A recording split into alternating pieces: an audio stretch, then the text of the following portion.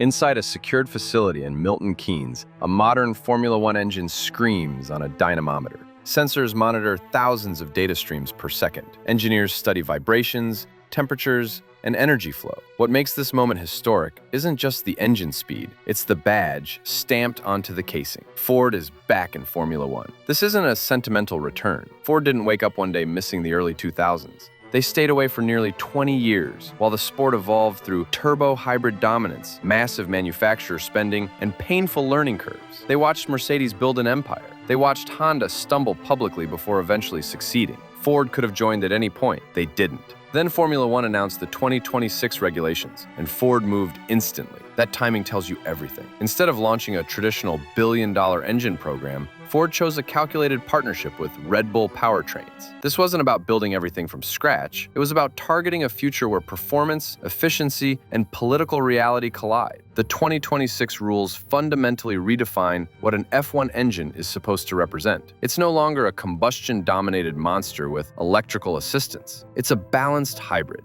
Half gasoline, half electricity, running on fully sustainable fuel. That architecture aligns almost perfectly with the questions the global auto industry is struggling to answer. Ford didn't return because Formula One went green. They returned because Formula One refused to go fully electric. At a time when governments, regulators, and competitors are betting everything on battery vehicles, Formula One looked at the same future and chose a different path. Hybrid performance, synthetic fuels, combustion still alive, just cleaner, smarter, and more efficient. Ford saw validation. This project isn't about winning races alone. It's about proving that the industry's push toward full electrification may not be the only viable solution for high-performance vehicles. And Ford is willing to risk $500 million to make that case at 200 miles per hour. Because to understand why Ford made this move now, you first need to see how extreme and dangerous the 2026 rules really are. The 2026 Formula One regulations are not an evolution. They are a controlled detonation. For decades, F1 engines relied primarily on combustion power. Even in the hybrid era, the gasoline engine remained the dominant force. That ends in 2026. Engine output from combustion drops dramatically, while electrical power nearly triples. The result is a near-perfect 50-50 split between engine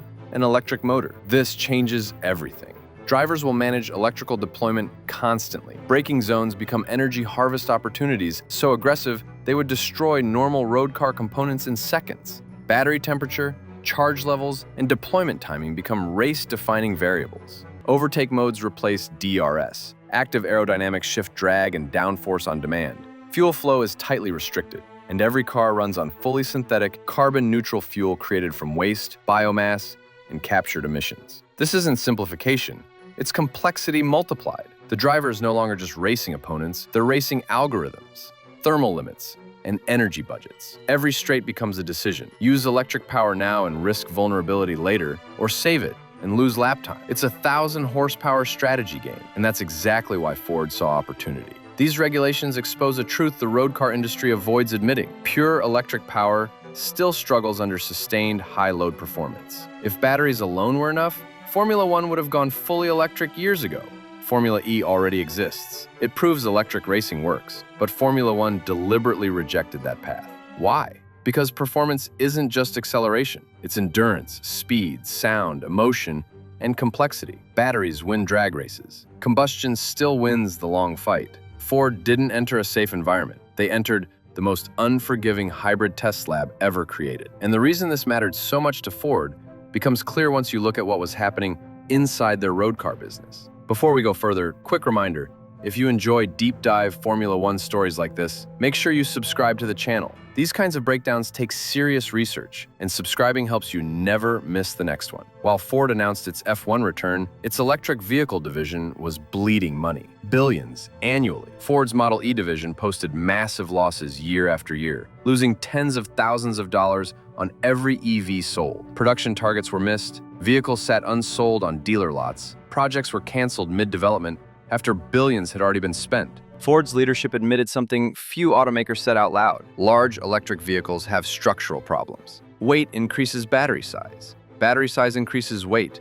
Aerodynamics suffer. Towing destroys range. Costs spiral out of control. The math didn't work. Meanwhile, Ford's combustion division continued to sell millions of vehicles profitably. This created an existential problem. Governments demanded electrification. Customers resisted it, and Ford needed a technological bridge that didn't alienate either side. Formula One became that bridge, not because F1 technology directly transfers to road cars, but because F1 validates a philosophy. If the most advanced racing series in the world refuses to abandon combustion entirely, that sends a powerful signal. Hybrid plus sustainable fuel becomes legitimacy. Ford didn't need F1 to sell cars. They needed F1 to justify a future that wasn't all in on batteries. But Ford's strategy only works if they chose the right partner, and that choice was anything but random. Ford didn't partner with Mercedes. They didn't choose Ferrari. They chose Red Bull, the team most skeptical of the 2026 rules. That wasn't a coincidence. Red Bull leadership openly questioned whether the new regulations would slow cars down. They warned about battery weight. They criticized over-electrification. Philosophically, they aligned perfectly with Ford's doubts about a battery-dominated future.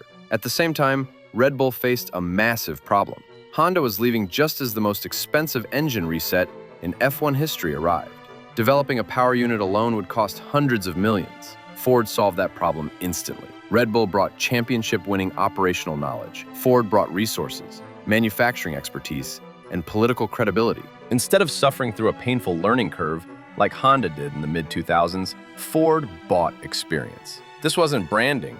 It was survival engineering. And now, with testing approaching, everything comes down to one unavoidable truth. No data point matters more than one driver, Max Verstappen. The Ford Red Bull power unit will live or die by his feedback. His driving style demands instant response, precision, and predictability. If the hybrid balance feels compromised, even slightly, the consequences will be immediate. Red Bull insiders admit this phase is the most stressful of the entire project. Engines scream on dynos day and night. Simulations run endlessly. There is no hiding from reality once testing begins. If Verstappen is satisfied, Ford's gamble gains legitimacy overnight. If not, $500 million buys nothing but regret. And beyond wins and losses, Ford's real objective lies far outside the paddock. Ford is not racing for trophies alone. They're racing for narrative control, synthetic fuels, hybrid performance, multiple paths to decarbonization. Formula One gives Ford evidence when regulators question their direction. When critics demand full electrification, Ford points to the pinnacle of motorsport, choosing otherwise. They're not investing in Formula E. That silence speaks louder than any press release. If Ford believed batteries were the ultimate answer,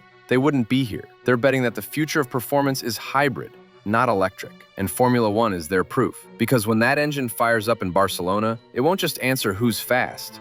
It will answer which future the automotive world is actually racing toward. Now, if you want to see how all of this connects to the future of Formula One, watch our video, How Verstappen's Sim Obsession Will Make Him Unstoppable in 2026.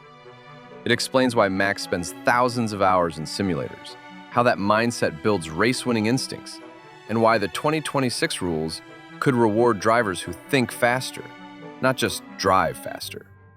This video shows what's changing in F1. That one explains who's ready for it.